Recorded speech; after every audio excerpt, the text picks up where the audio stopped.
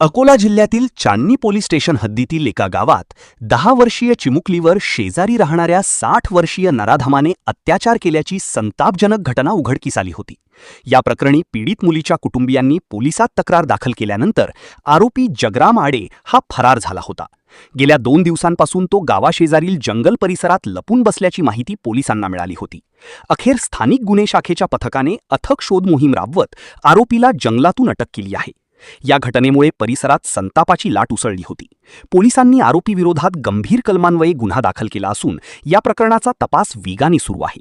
दरम्यान पोलिसांनी या गुन्ह्याची चार्जशीट 30 दिवसांच्या आत न्यायालयात दाखल करण्यात येणार असल्याचे सांगितले आहे। तसेच आरोपीला लवकरात लवकर कठोर शिक्षा व्हावी यासाठी प्रयत्न केले जाणार असल्याची माहिती पोलीस अधीक्षक अर्चित चांडक यांनी दिली आहे।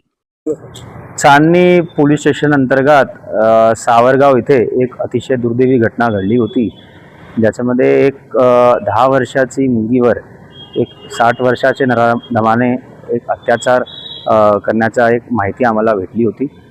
7-8 वाजता रात्री ते पोलीस स्टेशन आले होते। 2-3 तासात FIR दाखल झाला होता, परंतु आरोपी FIR दाखल करण्याच्या पूर्वीच पळून गेला होता। तिथे एक खूप मोठा जंगल होता आणि असे मोठे जंगलमध्ये आम्ही एक मोठी शोध मोहीम राबवली होती।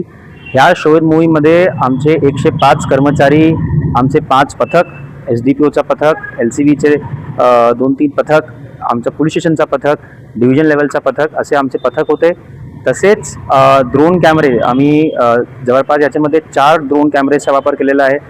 2 BDSचे आमचे पथक आले होते आणि 2 दिवसची मॅसिव्ह सर्च ऑपरेशन नंतर जंगलमध्ये हे आरोपी आज स्थानिक गुन्हे शाखाचे आमच्या पथकाने ताब्यात घेतलेला आहे आणि याचा आम्ही अटक करत आहोत।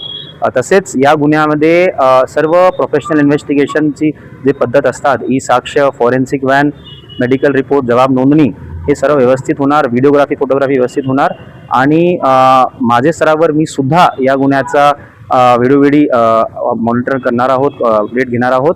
आम्ही एक टाइमलाईन ठेवली आहे की 30 दिवसात आम्ही याची चार्जशीट कोर्टामध्ये पाठवणार आहोत, जेणेकरून हे नराधमाला कोर्टामार्फत कठोर शिक्षा होईल आणि एक समाजामध्ये चांगला मेसेज जाईल। धन्यवाद। याविषयी तुम्हाला काय वाटते नक्की कमेंट बॉक्समध्ये लिहून कळवा। महाराष्ट्र मेल न्यूज चॅनलला लाईक आणि सबस्क्राईब केलं नसेल तर सबस्क्राईब करा।